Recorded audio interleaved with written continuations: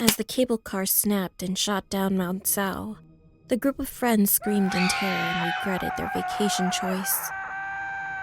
The last thing they saw before the crash were the icy blue eyes of the stranger, staring into their souls and opening her mouth to blow a gust of cool air towards them. Yumi, Aruka, Taro, and Satoshi decided to vacation at a remote ski resort in Mount Sao, infamous for its snow monsters. Trees that are covered in white snow, giving them the appearance of winter creatures. A rare spectral delight that occurs thanks to a combination of snowfall, humidity, and wind. The girls weren't fond of this weather. Yumi wanted to go south and soak up some much-needed vitamin D, but joined because of her best friend, Haruka. When they arrived in the lobby, the resort appeared to be deserted. They were staying in a large wooden cabin, but didn't see any other guests. Maybe everyone left before the snowstorm. Haruka dropped her bags and walked towards Yumi with a worried expression. She was starting to regret her decision as well. She only came on this trip to paint the snow-covered trees and monsters. Finally, a woman checked them in. She gave them the keys along with a pamphlet with all the activities the resort had to offer.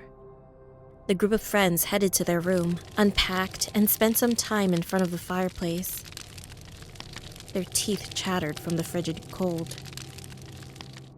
Taro quickly inspected the cabin, deemed it safe, and suggested they enjoy the amenities, like the jacuzzi.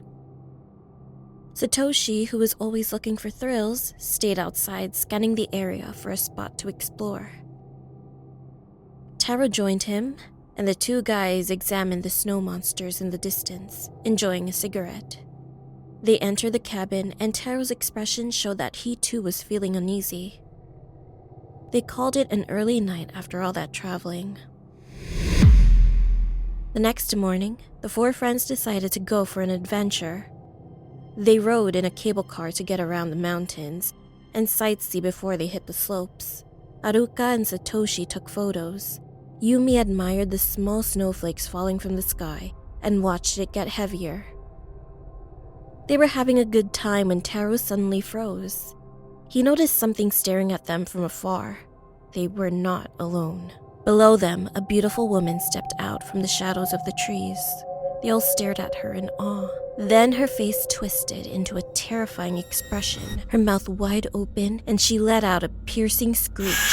She looked at them with cold, lifeless eyes, and her gaze penetrated the very core of their being. Her long black hair stood out against the stark white snow, and her presence was accompanied by a gust of cold wind that made their skin crawl. They were paralyzed with fear as she seemed to float above the snow, leaving no footprints behind. Her eyes were locked on them as she hovered closer. They didn't know what to do, but luckily the cable car passed her. As they neared the end of their ride, the snow worsened, making it difficult for them to see. Suddenly, the cable car stopped. The blizzard was getting worse. They were stranded and knew they had to act fast if they wanted to survive. Aruka screamed in terror, and everyone turned around. Not far away from them was the tall woman.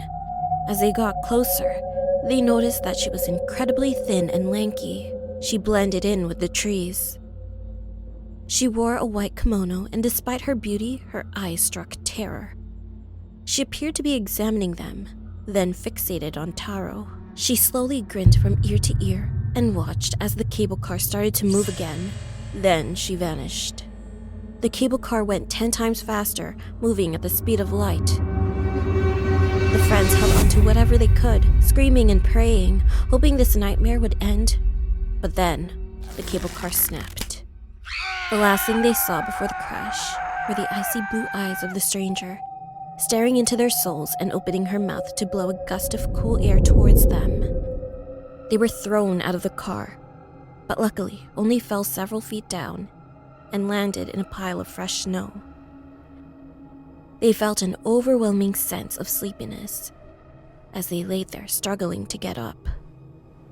They thought it was the adrenaline rush wearing off, or maybe it was hypothermia. They tried to fight it, but fell asleep. Yumi woke up first and was met with an ice-cold breeze. She realized something was wrong and shook Taro and Haruka awake. Satoshi was missing. Yumi, Taro, and Haruka searched for him, and what they found was too gruesome. Satoshi's body was covered in ice. His body was drained of blood. His eyes were open and had a look of terror frozen on his face. The three friends were horrified and couldn't believe it. They were scared for their lives, knowing that Satoshi did not die a natural death. They huddled together for body heat. They tried to come to terms with the reality that one of them was now dead. The mood was tense as they sat there in silence until Taro spoke up. "I think it's the YUKI Onna." His voice was low and filled with dread. "I've heard the legends before, and all the signs point to her. The snowstorm, the icy breath, the drained blood, it all fits." Yumi and Haruka looked at each other, realizing that he was right. Yuki Onna is a ghostly spirit associated with snowstorms and known for her icy breath and vampire tendencies. They all heard the legends before, but never thought they could be true. They knew they had to face reality and find a way to survive. They had to stick together and stay alert. Their only option was to navigate the snowstorm on foot. They still had the pamphlet from the resort, which included a map. As they soldiered through the snowstorm, they were all on high alert, their hearts pounding with fear. And suddenly, the Yuki Onna ambushed them, her ghostly figure blending in with the snow-covered trees. Haruka and Taro were quick to act. Haruka pushed Yumi behind her, shielding her with her body. She used a tree branch as a weapon. Taro immediately used his expertise in outdoor survival. He started a small fire using his lighter and some branches he had gathered for distraction. They all worked together, Haruka using her strength to fend off Yuki Onna's attacks, while Taro used his fire to keep her at bay. Yumi attacked the monster from behind. They all fought bravely, but unfortunately, Yuki Onna was too strong for them. Haruka was killed by a blast of freezing air from Yuki Onna's breath, turning into a frost-coated corpse. Yumi was killed by an icicle that she had conjured from the snow. Taro was the last brave soul. His only goal was to survive. He stumbled and fell back, his body weak and in pain. He could feel her icy breath on his face and knew it was over, but refused to give up. He used his remaining energy to push himself up and ran, his heart racing faster than his feet. He didn't look back. His mind focused on survival, but he tripped and fell. Yuki Onna caught up to him, floating gracefully. The creature looked down on Taro, whose tears were turned into little gems of ice. He was ready for his turn, but she smiled and placed her hand on his cheek. Suddenly, she spoke softly.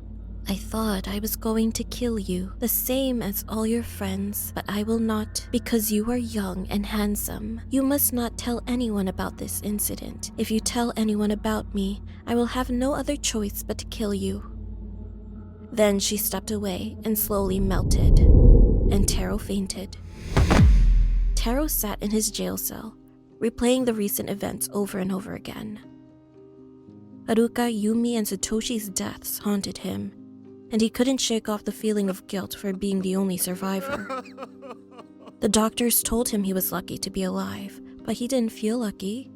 He felt alone, in a constant state of fear. His friends' bodies were found and brought back home, and they were given a proper burial. He wasn't invited. Everyone blamed Taro and knew he was hiding something. But since there was no proof, they were going to release him. What aided him the most was not being able to tell the whole truth of Yuki Onna being the cause of their tragic deaths. how she froze them. He made a promise with the beautiful demon and had no intention of breaking it anytime soon.